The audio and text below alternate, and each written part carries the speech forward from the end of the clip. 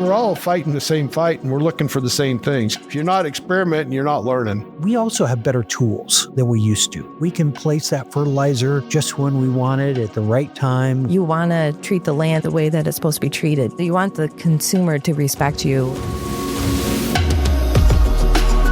Welcome to the FARMSMART Podcast, presented by Nutrient Ag Solutions, where every month we're talking to sustainable agriculture experts from throughout the industry.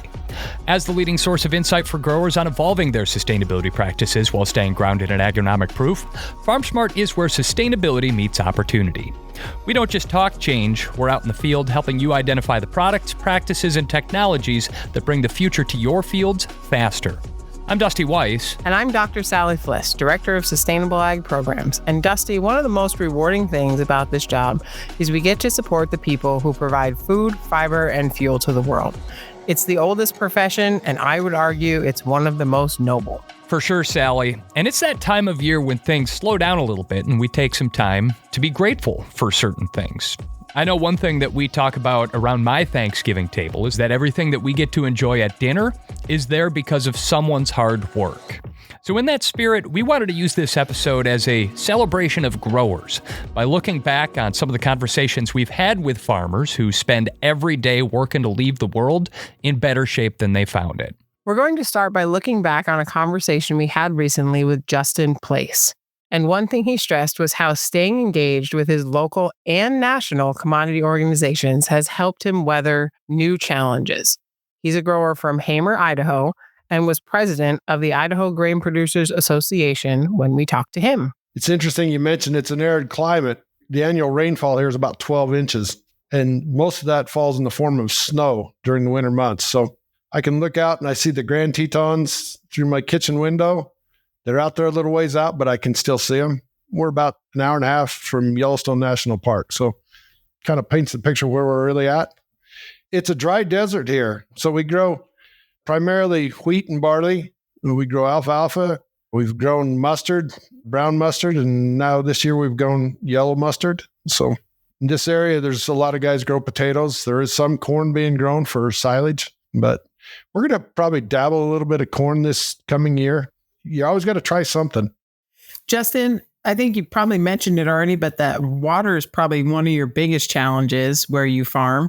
But what are some of the other challenges that you guys are facing as you look at the diversity of crops that you mentioned that you guys are growing on the farm?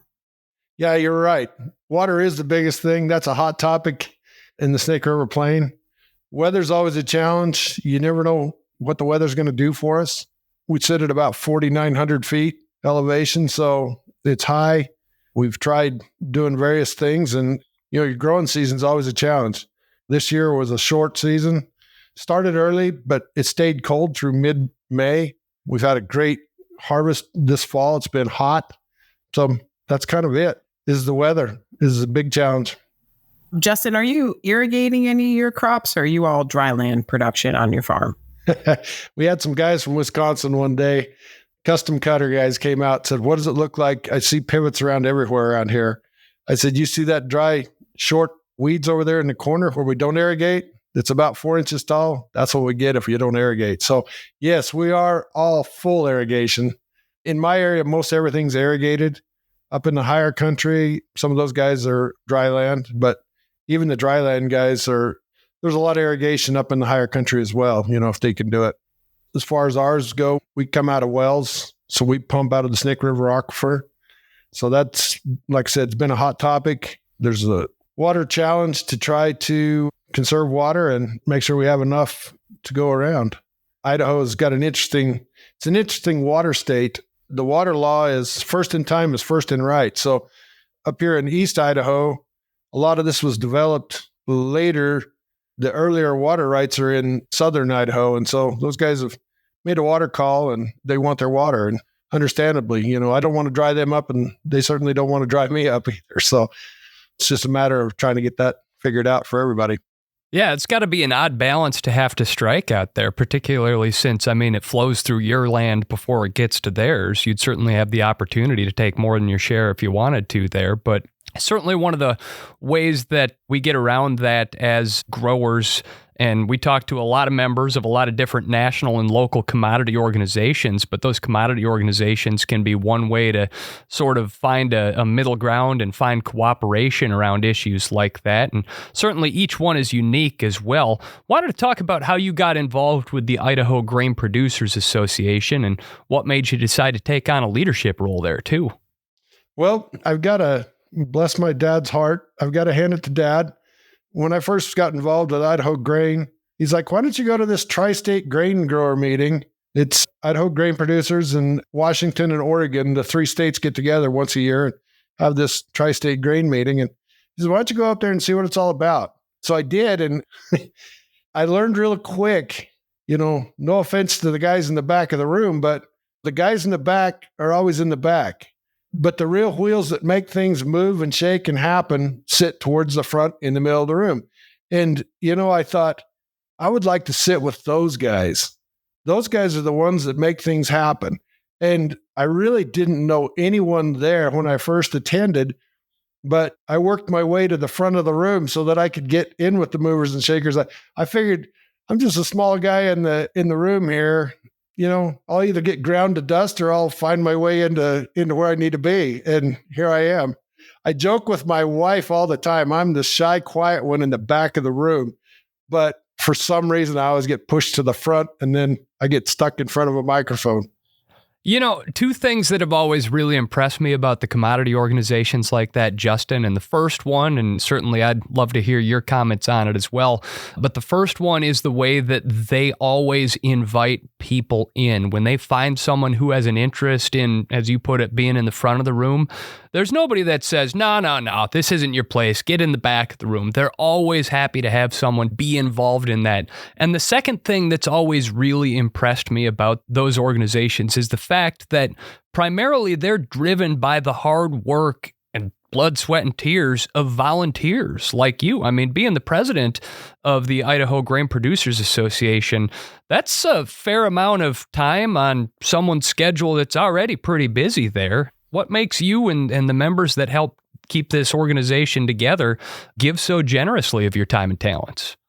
When you stop and think about it, it involves our livelihoods. So you can either sit back and watch things happen, or you can be there and you have a say in what goes on. That's really what it boils down to. We've got some really good people in our organization, and you're right. It's a volunteer army, if you will, to do it. We have a mentorship program where we're always training, trying to bring new people in to the organization and bring them in as leadership eventually. We strive to work that way. I started out in 2015. I was brought on with a mentorship program with National Barley Growers Association. It's been a very good training ground, if you will. You go, you get your feet wet. I learned real quick there's no free lunches. They're always willing to give you something, but you better be able to put back because somebody's going to take away from that free lunch every once in a while. Justin, you mentioned a lot of different areas that organizations like Idaho Grain Producers work in: advocacy, leadership training, informational meetings, outreach to members and others. How has sustainability been a part of the discussions at a group like Idaho Grain Producers over the last 5 or so years? Sustainability is a real good question mark. It's a buzzword that everybody uses. I'm guessing if I ask the 2 of you what sustainability means, it would be something different to both of you, just as it would be for me. And everybody I talk to has the same thing of, well, sustainability just depends on who you're talking to. We have our meetings with Idaho Grain Producers, and we discuss a lot of things, a lot of politics. As we go through there, we talk about different things as we lobby on behalf of the grain producers in the state of Idaho. But we also, I call it the campfire meeting, is after the meetings are all done and we've had dinner and we're just all sitting around the hotel lobby, and some are drinking their adult beverages, some are drinking soda pop, some of them are drinking water. I think that's the very best part of the meetings, because then you sit down and you say, hey, how did your grain really work? We had the meeting. We always go around. We ask, how's things working out for you? How's your crop? What's the crop look like in your area? And you always get those big fish stories. But, the minute you do that, one guy's not going to let the next guy beat him out. But when you get to the campfire session where we're all just sitting around, just farmers being farmers, we've taken the suits and ties off and we're just chilling.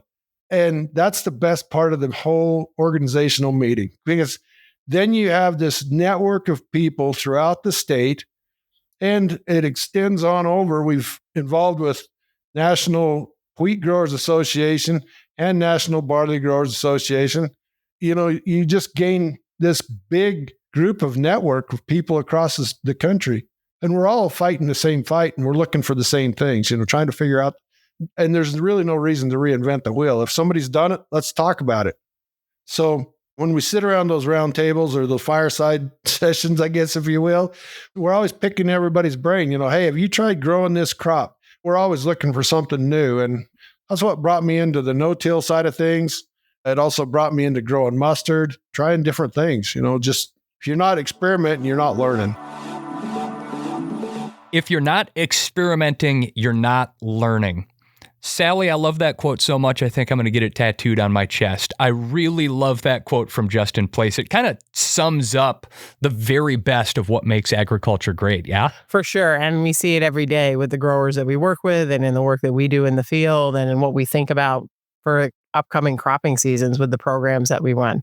And over the years, we've gone out of our way to celebrate growers who exemplify that attitude. Like the time we talked to Janette Veazey-Post. She works on a dairy operation in Western New York and Eastern Ohio with 8,000 head of cattle and 13,000 total acres. And she's really fearless about trying new technologies and techniques. So we're a partnership between the Lamb family and the Veazey family. The Lambs kind of oversee all the dairy cows, and the Veazeys take care of all the crops, putting up the feed for the cows, and we take care of all the bookworks. So Janette, one of your operations is a couple miles from my house, just down the road from us. And then the other one is just a little bit east of us. And working with your crop consultant at your New York location, you got interested and we visited with you on our 2021 carbon end-to-end pilots. Why were you guys interested in participating in a carbon pilot? So I think trying to show the consumer of what we're doing, and carbon is kind of a big part of that, has become pretty popular. So it was brought to our attention. So we kind of just wanted to try it and see how it would fit into our operation. The carbon around soil crop management is only one side of what you can do with reducing emissions, especially in a livestock operation with the dairy cattle. I know you guys have manure digesters on the farm and are already listed on some of the carbon registries as taking advantage of the benefits of reducing methane emissions from the manure digestion. How did you guys get involved in that part of your sustainability programming? So I think becoming sustainable on the whole dairy is important. They brought to our attention about getting carbon for the methane. And so we did sign on for that. We have 2 digesters on 2 of our dairies. And so we did buy into that. How are you guys managing the difference in the quality or consistency of products you get out of those manure digesters versus previous manure management you were doing on the farm? I mean, to be able to get more sustainable is the goal. When we first put in the digesters, we were collecting the methane for electricity. Now we're working with another company and they are actually taking the gas off of it and they clean it and they compress it and they put it right into the natural gas line. Are you guys reusing your solids as bedding in that system? We do. So all of our manure is separated after it goes through the digester. It's separated and all the liquid gets spread as nutrients in the field and the solids get bedded for the dairy cows. So, Janette, we obviously talk a lot about cropping practices on this show, sustainability practices and the revenue opportunities that those generate. But this is our first time talking to someone from a dairy operation. What's that like in the dairy process? Are you finding new value in tracking sustainability in the dairy operation? And what sorts of opportunities and markets is that opening up to you? So for our dairy in Ohio, we participate in a sustainability program. And so they actually take everything that we do, which, comes to collecting all that data. And so I can give them all this information from every single pass that we apply to a field, and they can say what our carbon footprint is. So it's really neat and cool information. And I wish we could do more of something like that in New York, but our milk market in New York isn't to that point. Are there any premiums or anything that you can earn from doing that? Actually, so they give us funding for it, help us with some sustainability programs. Like they helped us purchase a cover crop tool to apply cover crops. And even in the barns and with the dairy cows, they can help us with tracking our water usage and fans. They can all go on thermostats and timers, and it's helped us learn a lot too. So along those lines, Janette, carbon has been kind of the focus of sustainability discussions probably for a couple of years now, with it being that lead headline of things. It sounds like you guys are doing a ton of other sustainability stuff that may have links back to carbon, but not necessarily what we talk about in carbon all the time. What are some of the other sustainable practices you guys are implementing across the whole operation, from the fans and the water use efficiency pieces that you're looking at on one of your operations?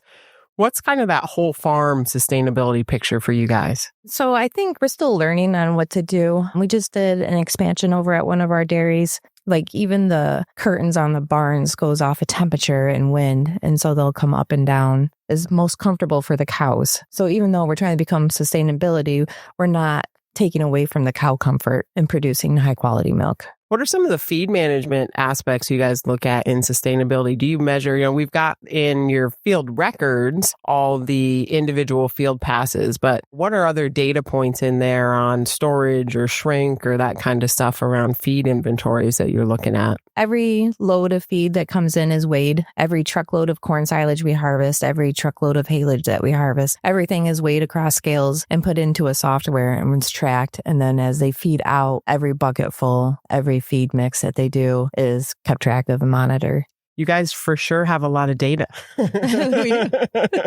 Told you I was data driven. It's awesome. And you said that earlier, alluding to how you were data driven.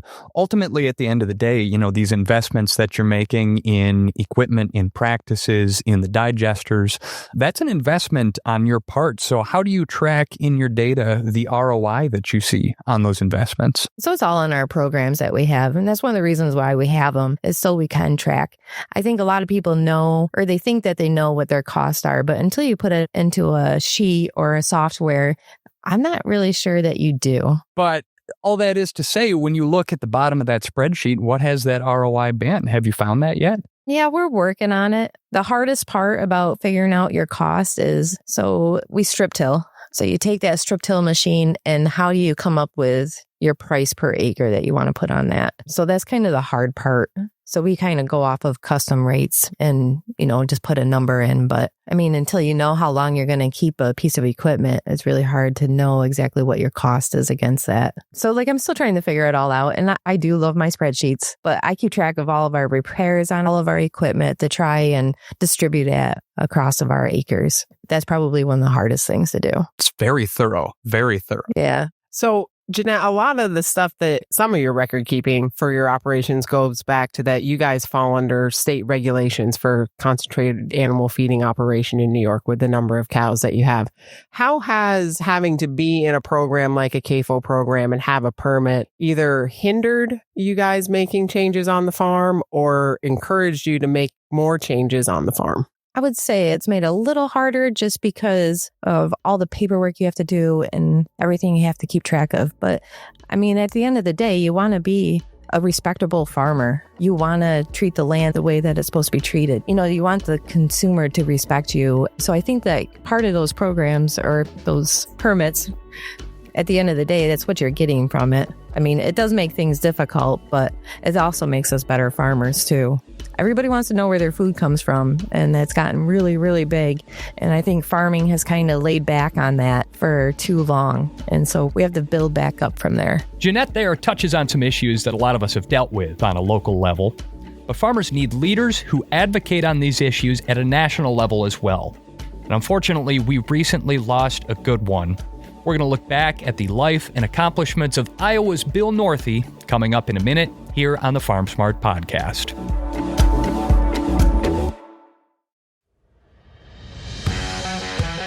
FARMSMART is the core of Nutrien Ag Solutions' sustainable agriculture offerings, leading the field with growers to record positive environmental impacts while identifying and embracing new revenue streams.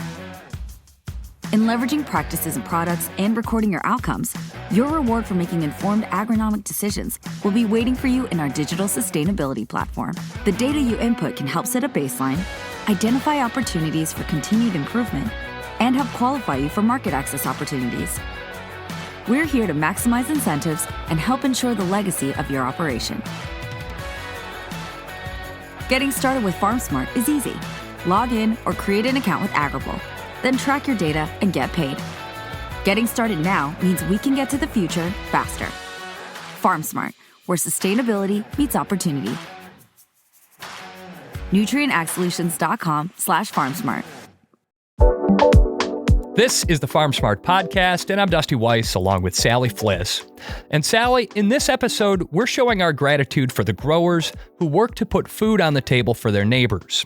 And one agriculture icon who I'm grateful we got to meet is Bill Northey. Yeah, it's unfortunate Bill passed away last year after more than 40 years in the ag industry. He served a decade as Iowa's Secretary of Agriculture and was Undersecretary for Farm Production and Conservation at USDA. And when we talked to him, he had just started as the CEO of the Agribusiness Association of Iowa. Bill was always somebody that anybody could call up and ask a question to, even when he was serving as an undersecretary at USDA. He was a great leader, a great person to connect to, and had insights on all kinds of things, and was always excited to talk about how we could help farmers do better in the field and provide the support they needed.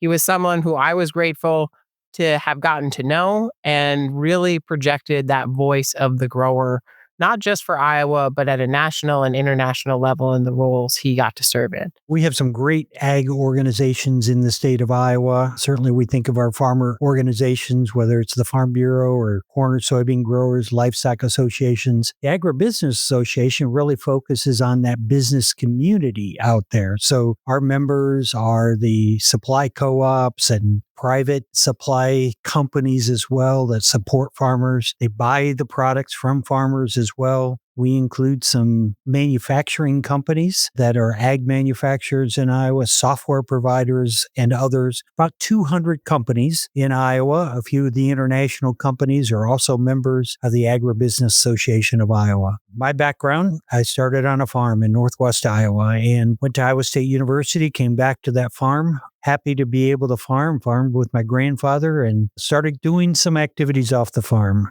getting involved in Iowa Corn Growers Association, later served as president of Iowa Corn Growers, National Corn Growers Association, and really gave me a taste for the things you can do off the farm while still farming and how important associations are.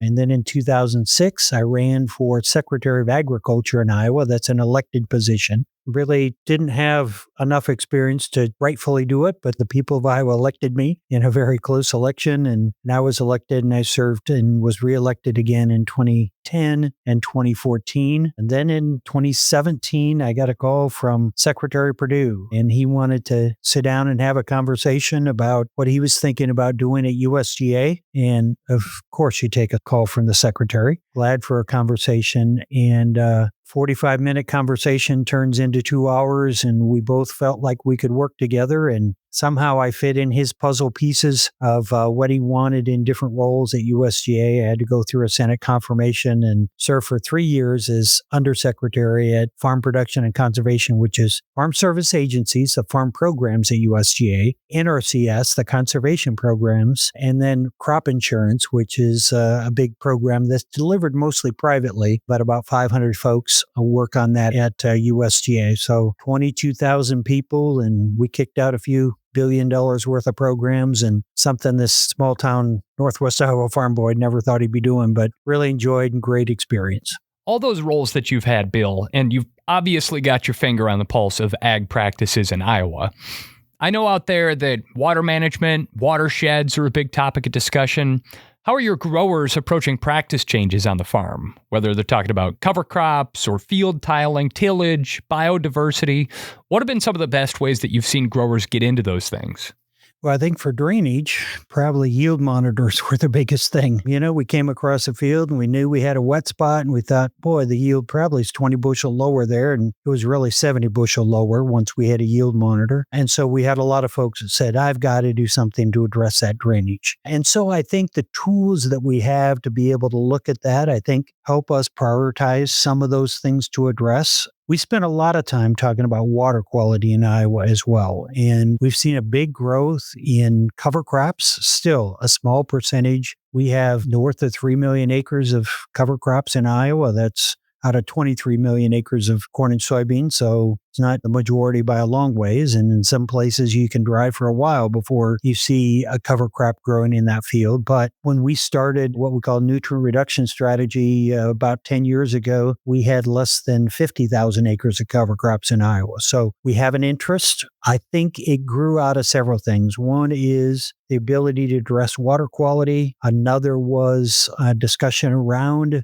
the benefits to soil health and maybe a resilience, as we just talked about, and trying to make sure that in dry years and in wet years, that soil is able to absorb moisture and provide it for the crop and make sure that there's still some air in that soil and that we can grow a healthy plant, because we don't know what the year is going to be when we stick that seed in the ground. So I think there's a lot of things. We also have better tools than we used to. We can place that fertilizer just when we want it at the right time. We can get that planter across the field and make sure that all the down pressure works, even in our light ground and our heavy ground and wet soil and dry soil. And some of those tools that allow us a better job of that application, I think give a few more options in management to some of those farmers as well. Yeah, and I like that resilience term you keep saying, Bill. That is really an important piece or a different aspect to think about on this. And I think it ties into one of those NRCS terms of resource concern, where what is the resource concern that's going to help make the grower the most resilient out in the field? And sometimes it's an environmental practice change. Sometimes, as you mentioned, it's what is the market bearing down on that grower? What are they able to get for supply? Can they get cover crop seeds? Can they get the equipment they need? So it's just such a diverse challenge out there right now for growers and crop consultants to make a lot of these practices work in the field. So following up on that, I know you guys are working on some science to try and update nitrogen management or nitrogen recommendation rates in Iowa because of some of these technology changes and different challenges that we see in the field and water quality concerns. Can you explain a little bit the project you guys have going? Yeah, I appreciate the question, Sally. I'm pretty excited about this project. It happened before I got here. I was off in Washington, D.C., and smart people thought about it before I came back, so I'm just glad to be able to help it. But it really is to say that we know nitrogen is a really tough thing to manage. We know there is no one perfect rate for nitrogen application for a crop. We'd love if there was, but we have soil mineralization that happens in our nutrient-rich soils that are out here, and that varies in year to year because it may be a warm year, a wet year. Those all have impacts. We have different productivities of soils across the same row in the field. We have actually hybrids that use different amounts at different times as well. And so this project is to take across, it'll be about 150 fields this year, and we'd like to grow that to 500 test sites in the next year or so, and then run this test for the next 10 years at least to be able to see what happens at different rates across that field. And one of the things that allows us to do this in a very efficient way is precision agriculture. So we can change the rate as we drive across that field without having to stop and turn a dial. It's just a prescription on the machine. And so that machine is applying 180 pounds, and then suddenly it's applying 120 pounds for a certain period of space, and then all of a sudden it's back to 180 pounds.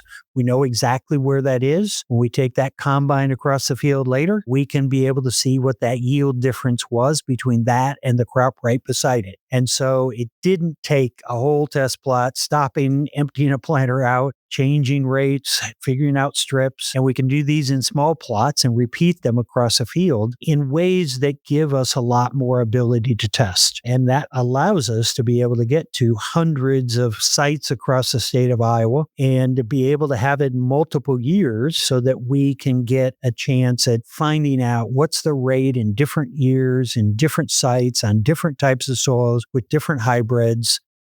and come up with better recommendations. And it likely won't be one recommendation that says, 1.1 pounds of nitrogen for every bushel that you plan to plant, or a little bit more if nitrogen's cheap and corn is expensive.